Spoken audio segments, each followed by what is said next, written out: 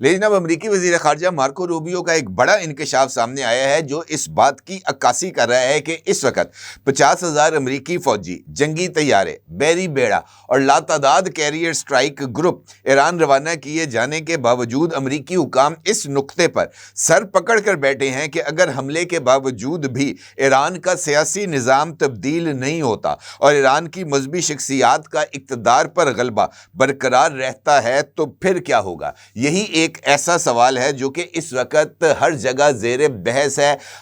امریکی کانگریس میں بھی، اور امریکی وزیر خارجہ کا یہ جو بیان سامنے آیا ہے یہ بھی سینٹ کمیٹی کے روبرو ان کی جو پیشی تھی اس کے موقع پر سامنے آیا ہے، جہاں پر امریکن سینٹ کی جو خارجہ امور سے متعلق کمیٹی ہے اس نے وینزویلا پر امریکی اٹیک اور وینزویلین پریزیڈنٹ نکولس مادورو کی گرفتاری پر جو تفصیلات ہے اس سے امریکی سینٹ کو آگاہ کرنے کے لیے مارکو روبیو کو طلب کیا تھا۔ مارکو روبیو نے سینٹ کمیٹی کے روبرو اپنا بیان دیتے ہوئے ایک جانب تو وینزویلا کے حوالے سے امریکی انتظامیہ کے نقطہ نظر سے سینٹ کمیٹی کو آگاہ کیا، اور وہیں پر انہوں نے جب سوال پوچھا گیا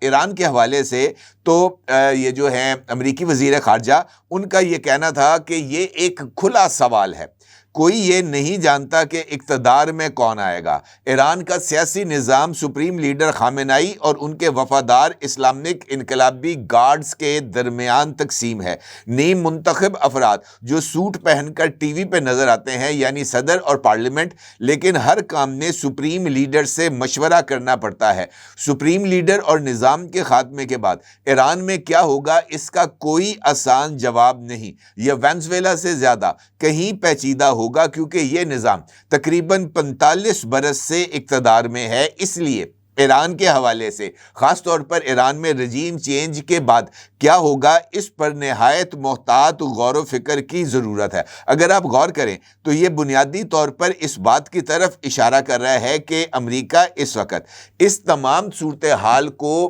جو ہے وہ ایک مختلف پرسپیکٹو سے دیکھنے پر غور کر رہا ہے، اور امریکن وزیر خارجہ کا اس بات کو تسلیم کرنا کہ اگر آیت اللہ علی خامنئی کو ہٹایا گیا تو اقتدار کس کے پاس جائے گا، یہ ایک سوال ہے جس کا جواب خود امریکہ کے پاس بھی موجود نہیں ہے۔ اور روبیو کا یہ کہنا کہ جناب ایرانی رجیم شاید اس وقت اپنی تاریخ کے کمزور ترین دور سے گزر رہی ہے، معاشی بحران، احتجاجات اور تیل کی برآمدات پر پابندیوں کی وجہ سے معیشت کولیپس کی طرف ہے، لیکن احتجاج پر کریک ڈاؤن جو ہے وہ مؤثر رہا ہے۔ البتہ انہوں نے خبردار کیا کہ احتجاج دوبارہ بھڑک سکتے ہیں کیونکہ رجیم کور کمپلینٹس یعنی معاشی تباہی کا کوئی حل پیش نہیں کر سکی۔ البتہ انہوں نے اس بات کا انکشاف بھی کیا کہ ایران کی موجودہ پولیٹیکل لیڈرشپ کے اندر کچھ ایسی شخصیات بھی ہیں جو کہ رجیم چینج کے لیے امریکہ کے ساتھ تعاون کر رہی ہیں، اور امریکہ متبادل کے طور پر ایسی شخصیات پر جو ہے وہ انحصار کر رہا ہے کہ ان کو ایک اعتدال پسند سیاسی شخصیات کے طور پر ایران کی موجودہ مذہبی رجیم کے متبادل کے طور پر سامنے لایا جا سکے۔ اب یہ جو انکشاف ہے انفیکٹ خاص طور پر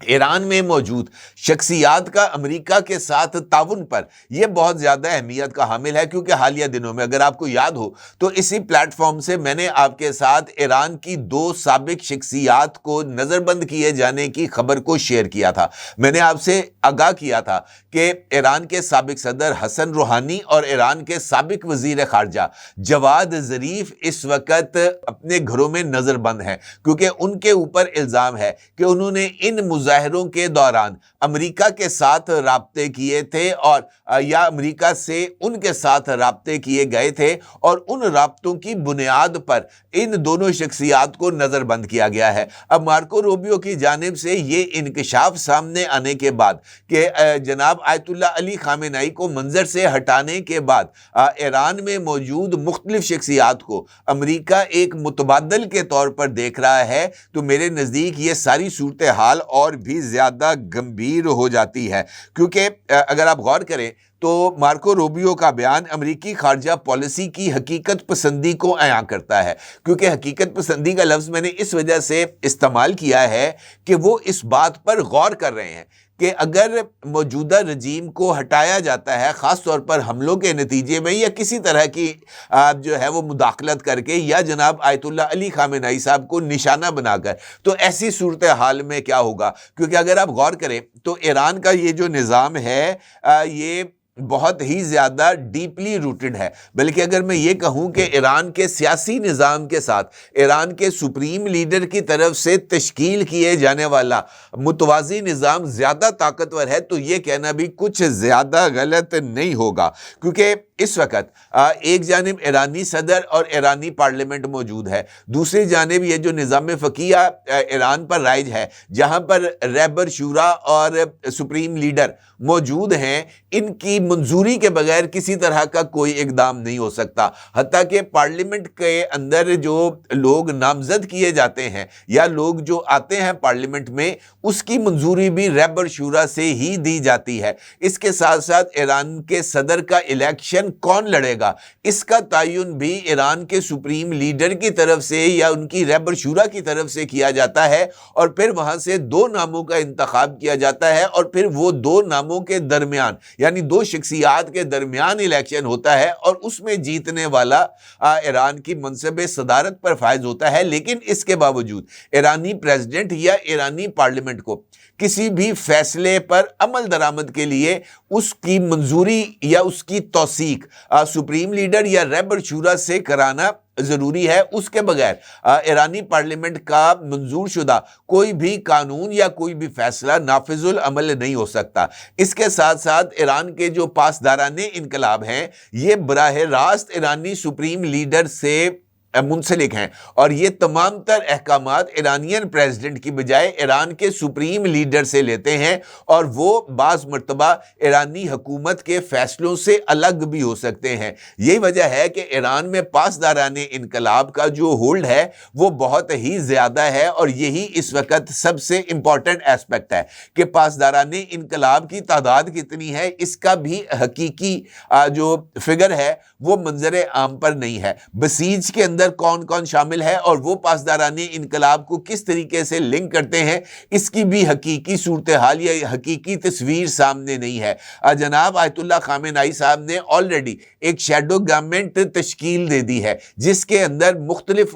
لوگ جو مختلف مناصب پر کام کر رہے ہیں، ان کو نشانہ بنائے جانے یا ان کو منظر سے ہٹائے جانے کے بعد ان کے متبادل کے طور پر کام کریں گے، اور پھر اس متبادل کے آگے متبادل کو بھی نامزد کیا جا چکا ہے، یعنی ایک مکمل پیرلل ہیرارکی ایران کے سپریم لیڈر نے ممکنہ امریکی حملے کی صورت میں تیار کر رکھی ہے۔ ایسی صورتحال میں یہ سوال یقینی طور پر زیر بحث ہے امریکی اسٹیبلشمنٹ کے اندر کہ اگر ایران پر حملہ کیا جائے گا، جو کہ ہونا ہے، اور اس کے نتیجے میں اگر ایران کی حکومت میں تبدیلی نہیں آتی، تو پھر ایسی صورتحال میں امریکہ کے پاس آپشن کون سے موجود ہوں گے؟ میرے نزدیک یہی اس وقت کا سب سے امپورٹنٹ سوال ہے۔ مجھے ایسے لگتا ہے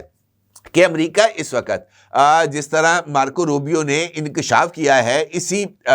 یہ جو سینٹ کمیٹی کے روبرو ان کی